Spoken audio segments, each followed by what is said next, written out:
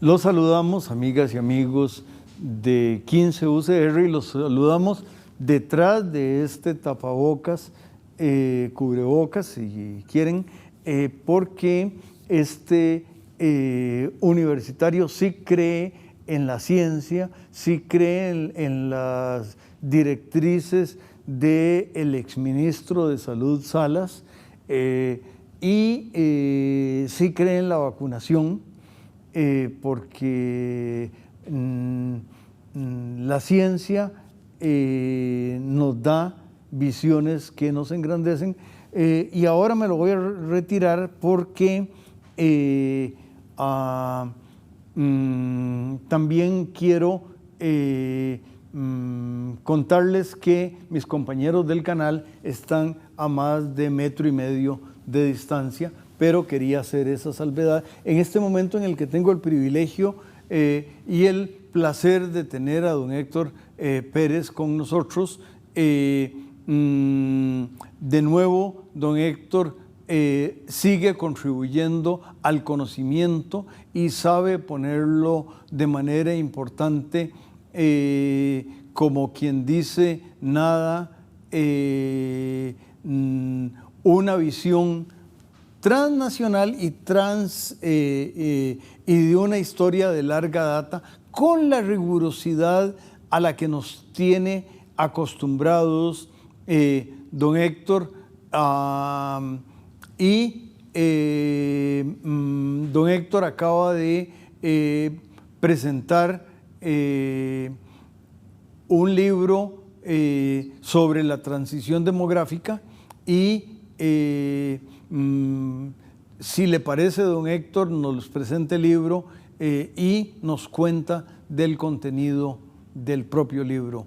De nuevo, gracias, don Héctor, por estar en 15 UCR. Perfecto, es un gusto para mí en realidad estar en este programa. Aquí les muestro el libro, vamos a ver que se vea bien. El libro se llama América Latina en la transición demográfica, 1800-2050. Acaba de salir publicado en Buenos Aires, Argentina, por la editorial Teseo, y existe tanto en edición digital, se puede bajar gratuitamente de la página web de la editorial Teseo. También en la página web del Centro Centroamericano de Población está disponible para bajarlo gratuitamente, y también ha habido una edición impresa relativamente reducida, y el CCP está repartiendo ahora aquí en Costa Rica, bibliotecas y público interesado, algunos ejemplares de este libro. Les cuento un poco de qué se trata. La transición demográfica es este proceso que ha vivido todo el mundo, en primer lugar el mundo occidental. Este es un proceso que comenzó en Europa hacia 1750, se desenvuelve durante el siglo XIX en los países industrializados, pero en el siglo XX se extiende también prácticamente a todos los países. El enfoque mío en este libro es estudiar este proceso de la transición demográfica en América Latina. Y para esto estoy tomando un enfoque de largo plazo, que es el más apropiado en los temas de historia y sobre todo de demografía, porque en demografía las cosas solo van cambiando en el mediano y en el largo plazo.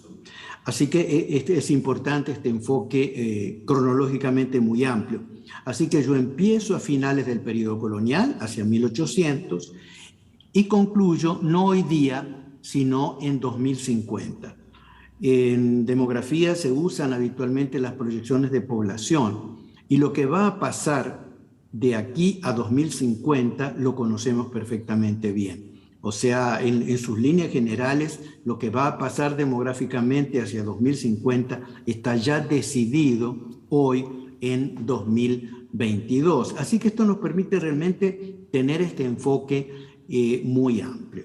Ahora, ¿en qué consiste la transición demográfica? Lo voy a explicar de una manera muy sencilla.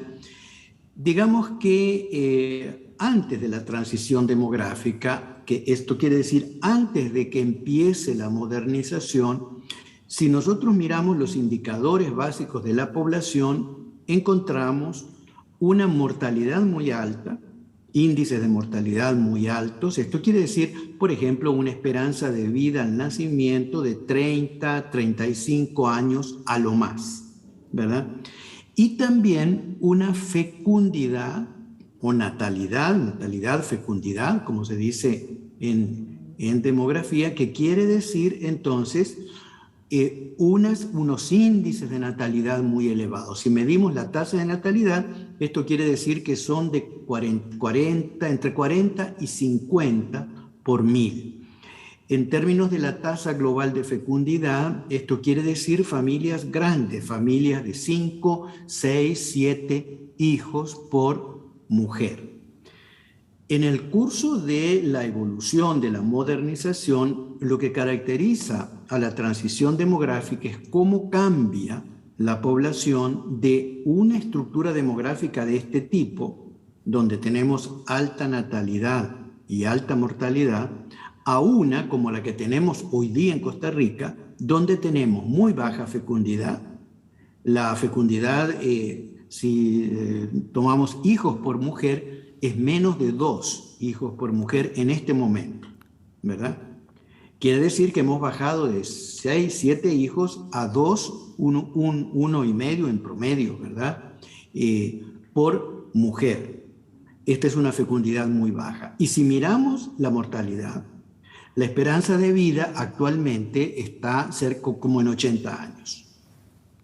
Al inicio de la transición demográfica en Costa Rica, en el siglo XIX, digamos, para poner una referencia, era como de 35 años. Entonces, es un gran cambio demográfico, que también se traduce en que la estructura de la población por edades cambia muchísimo. En la situación primera, antes de la transición y durante la transición, estamos ante una población muy joven.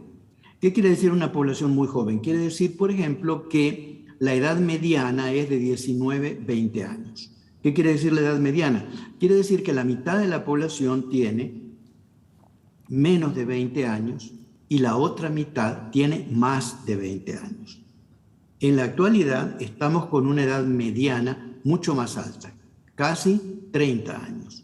¿Esto qué quiere decir? Que la mitad de la población tiene menos de 30 años, la otra mitad más de 30 años. Y a medida que avanzamos en el siglo XXI, esta situación va a ir todavía va a ir cambiando, la edad mediana va a ir subiendo y a finales del siglo va a ser en América Latina de aproximadamente 50 años. Esto quiere decir que la mitad de la población va a tener menos de 50 años y la otra mitad más de 50 años. En el primer caso tenemos un mundo lleno de jóvenes y de niños y con muy pocos ancianos. En el segundo caso tenemos muy pocos niños, muy pocos jóvenes y la mayoría de la población adulta y también y sobre todo adultos mayores. Hoy por hoy, uno de los desafíos más grandes de la población a nivel mundial en general, pero en América Latina y en Costa Rica, es este envejecimiento relativo de la población. Ahora tenemos y tendremos hacia el futuro más y más personas en lo que hoy se llama la tercera edad, ¿verdad? Tendremos cada vez más. Los países europeos ya están pasando desde hace mucho tiempo por este proceso. En América Latina esto es relativamente nuevo, pero tiene la característica de que es muy acelerado. O sea, América Latina tenía una población relativamente joven hasta más o menos 1990. De 1990 para acá, el descenso de la fecundidad y el aumento de la esperanza de vida, o sea, el descenso de la mortalidad, han llevado a esta situación de envejecimiento relativo de la población y de un cambio muy fuerte en la estructura de edades. Este cambio tiene impactos fuertísimos sobre todos los aspectos de la vida en sociedad, desde el problema del costo de los servicios de salud, el problema de los sistemas de jubilaciones y pensiones, el problema de a qué edad se retira la gente del mercado de trabajo, etcétera, etcétera. Hay mil y un problemas que tienen que ver con esto. Y luego, poca gente joven, familias con muy pocos hijos o familias, parejas de distintos arreglos, distintos tipos de pareja y muchos de ellos sin hijos. Esto es algo relativamente nuevo en la historia humana, no si uno toma casos individuales, pero si uno analiza los promedios, esto es completamente nuevo. Nunca en la historia humana hemos tenido una situación como esta que está atravesando no solo el mundo occidental, el mundo entero hoy por hoy.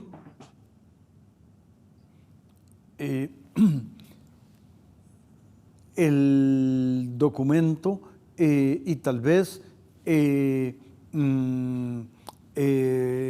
a los lectores les podría sorprender el que el límite para América Latina sea 2050 y entonces algunos que no conocen los términos de demografía podrían pensar, don Héctor está como los economistas que diciendo cómo va a ser mañana y ya sabemos que siempre se equivocan. No, ya lo anticipó don Héctor y en el minuto que queda de este segmento, no sé si quiere ampliar ese concepto de por qué 2050 es casi un dato cierto. Por favor, don Héctor. Sí, claro, porque digamos que las predicciones en economía y en otros ámbitos de las ciencias sociales son muy difíciles y hay muchas equivocaciones. En la demografía no es que no haya equivocaciones, claro, porque la perfección no es una característica de los seres humanos, pero en general, de aquí al 2050 estamos más o menos seguros con una altísima probabilidad de que las cosas van a ser así como indican las proyecciones. Por supuesto que si hubiera catástrofes de algún tipo, que son catástrofes, una guerra, un enorme aumento de la mortalidad, cuestiones de ese estilo, podría haber variaciones, pero no se espera esto. O sea, las predicciones demográficas, sobre todo de aquí a 20, 30 años, son absolutamente certeras, con un altísimo grado de probabilidad, cosa que los economistas rara vez pueden decir. Así que en esto podemos estar absolutamente tranquilos, ¿verdad? Que las proyecciones, por lo menos hasta 2050, ya hasta finales del siglo XXI, podría haber ciertos cambios. Podría haber ciertos cambios, pero no realmente a 2050, ¿verdad? Gracias, don Héctor, y invitamos al canal a que nos invite a regresar.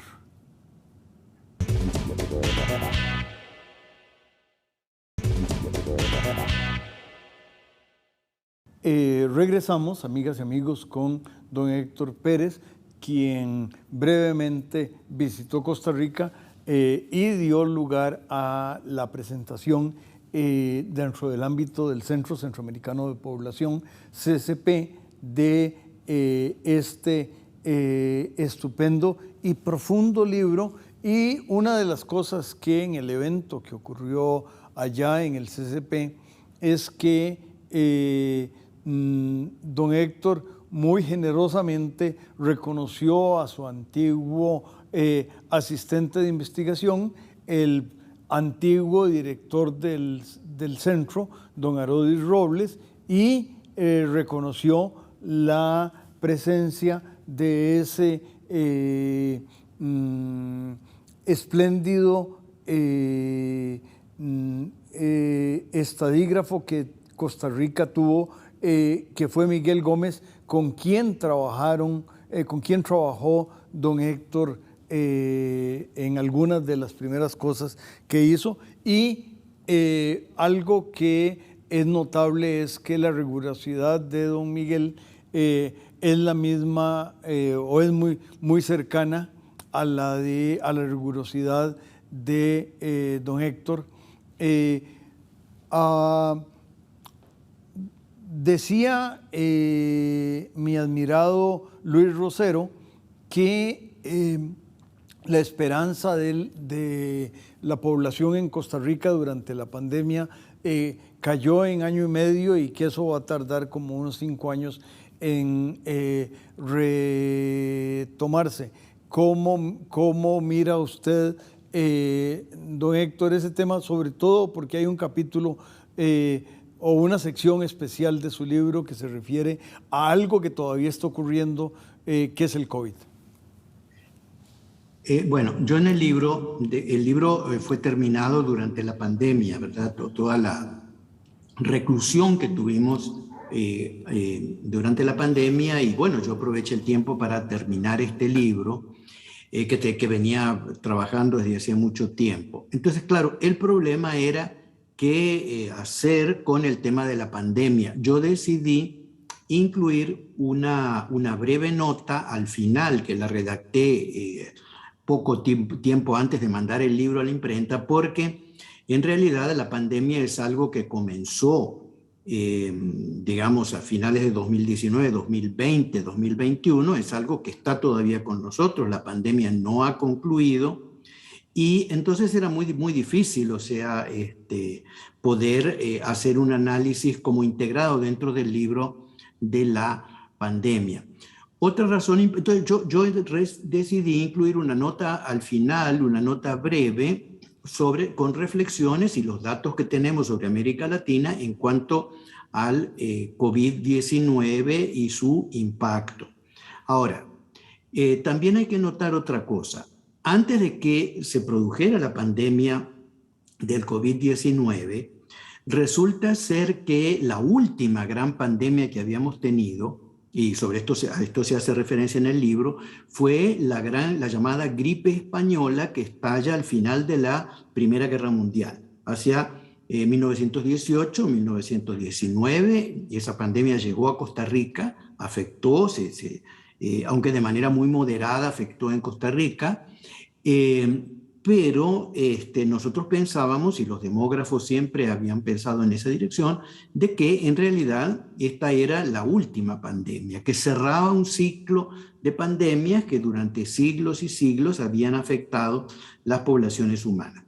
La pandemia del COVID-19 revela que esto no es así. Revela que todavía hay pandemias y va a seguir habiendo pandemias. Porque en realidad, cuando la medicina y la biología y la ciencia en general tuvo un éxito tremendo en el combate de las infecciones, ¿verdad? Sulfamidas, antibióticos, medidas sanitarias, medidas de asepsia, vacunas para una serie de enfermedades, todo esto, parecía, ¿verdad?, que era posible como imaginarse un mundo sin virus, sin bacterias, sin infecciones. Hoy sabemos que esto no es posible y que no habrá un mundo sin bacterias, sin infecciones. Claro, lo que sí tenemos son herramientas cada vez más fuertes y herramientas muy efectivas para combatir estas situaciones. Y esto es lo que reveló perfectamente la pandemia del COVID-19. ¿Qué vimos? Bueno, vimos que las medidas que se tomaron para contener el COVID en casi todo el mundo, es decir, las medidas de cuarentena, la restricción, que son medidas muy antiguas, las medidas de cuarentena, las medidas de reclusión, de aislamiento de los enfermos, todo esto digamos, si retrocedemos al siglo XIV y la llamada peste negra en Europa, esto se practicaba ya entonces, es muy conocido, y no solamente en Europa. Esto se practicaba, se siguió practicando. Y después, bueno, las vacunas. Las vacunas, en el caso del COVID, como no son vacunas, digamos, perfectas en el sentido de que hay una garantía de inmunización del 100%, pero son muy eficaces. Y hemos visto que lo que ha permitido realmente contener la pandemia y sobre todo evitar la multiplicación de la pandemia después y contenerla han sido precisamente las vacunas. O sea, entonces, bueno, hay una cosa que uno debe indicar también, es que durante la pandemia, de acuerdo por las medidas políticas que tomaron los gobiernos de incentivar la producción de vacunas, la producción de las vacunas se aceleró. O sea, la fabricación de las vacunas, la invención primero, después la fabricación y la inoculación después de las vacunas, es un proceso que se hizo de manera muy, muy acelerada, y con la comunicación que tenemos ahora, esto se pudo hacer con muchísima, muchísima rapidez. Entonces, bueno, esto nos ha dado mucha experiencia en este sentido, pero hay que ser claros, todavía no tenemos un panorama completo de cuáles son realmente las implicaciones demográficas de mediano y de largo plazo de la pandemia. Las caídas en la esperanza de vida han sido caídas de un año y medio, depende de los países, pero es más o menos de este orden, en unos países más, en otros países menos. Siempre también tenemos aquí el problema del registro, de los buenos, tener buenos datos. En Costa Rica tenemos la tremenda suerte de que los datos que tenemos son datos realmente muy buenos desde el punto de vista de su calidad demográfica, este tipo de datos. Entonces, esto lo conocemos. En el pasado, en las pandemias, la caída de la esperanza de vida no era de este orden tan bajo, era mucho mayor muchísimas veces, pero bueno, esto es lo que tenemos. Ahora, la caída sobre la fecundidad, el impacto sobre la fecundidad también está presente, no lo conocemos demasiado bien, pero sí hemos observado, en el caso de Costa Rica, por ejemplo, que es el que tenemos más a la mano, una disminución considerable en el número de nacimientos. Entonces, bueno, esto quiere decir, hay un impacto sobre la fecundidad, es normal, esto siempre ha ocurrido. En épocas de pandemia, las parejas deciden tratan por diversas razones, tienen menos hijos, hay muchos menos incentivos para tener hijos que en situaciones normales. Pero, bueno, ahora parece que esto ha ocurrido de manera muy, muy fuerte. Hay que esperar un poco para ver si este es un impacto más permanente o si habrá una recuperación. En las pandemias anteriores siempre ha habido primero un descenso en la fecundidad y luego una fuerte recuperación. ¿Por qué? Bueno, porque una vez que pasó la pandemia, la gente deciden volver a los planes que tenían antes, volver a la procreación, a la formación de parejas, etcétera, etcétera. Entonces, esta es la situación un poco con la pandemia y por qué, digamos, yo resolví poner esto como una nota aparte. Hay muchísimas incógnitas, viendo el caso de América Latina, que tenemos en torno a la pandemia. Hay muchas cosas que tenemos que responder y el impacto diferencial ha sido muy diferencial en los países. Entonces esto también hay que todavía considerarlo, ¿verdad? Entonces, bueno, esta es la situación con la pandemia. Otro aspecto del libro que yo traté de mantener en todo momento es que yo traté de sí presentar algo muy riguroso desde el punto de vista de los datos, pero también tratando de lograr una presentación accesible para el público, sobre todo el público de ciencias sociales. ¿A quién me refiero? Me refiero a los economistas, los sociólogos, los antropólogos, los historiadores, la gente de salud pública, que yo creo que puede encontrar muchísimas cosas interesantes en este libro, los comunicadores. Una cosa muy importante que me parece es que los comunicadores en la actualidad deben de informarse de la mejor manera posible y este libro trata de mantener ese lenguaje, digamos, si se quiere, de divulgación, pero de una divulgación que no es sencilla ni simplificada. Es una divulgación que yo creo permite a la gente pensar, porque lo más importante que tenemos que notar aquí es que en estos temas es necesario realmente pensar y pensar críticamente. Nosotros, fuera ya del ámbito de la pandemia, con el envejecimiento, a que estamos enfrentando y que vamos a enfrentar, estamos frente a desafíos que son absolutamente nuevos en la historia humana.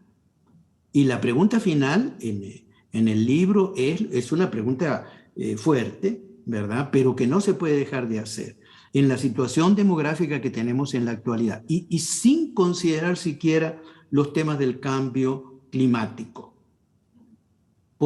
¿Sobrevivirá la especie humana en el largo plazo? Esta es una pregunta que cabe.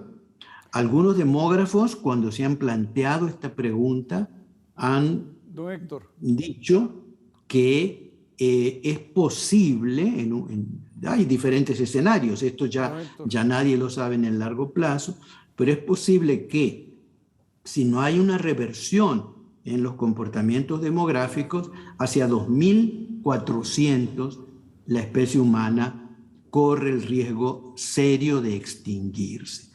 Y gracias. De nuevo digo, aquí no se Héctor, está incluyendo el cambio climático. Don Héctor, el programa se va a extinguir en este momento, no es 2400, pero le volvemos a felicitar, le volvemos a agradecer y a las amigas y amigos los invitamos para que no extingan su interés en los espléndidos programas que el canal difunde.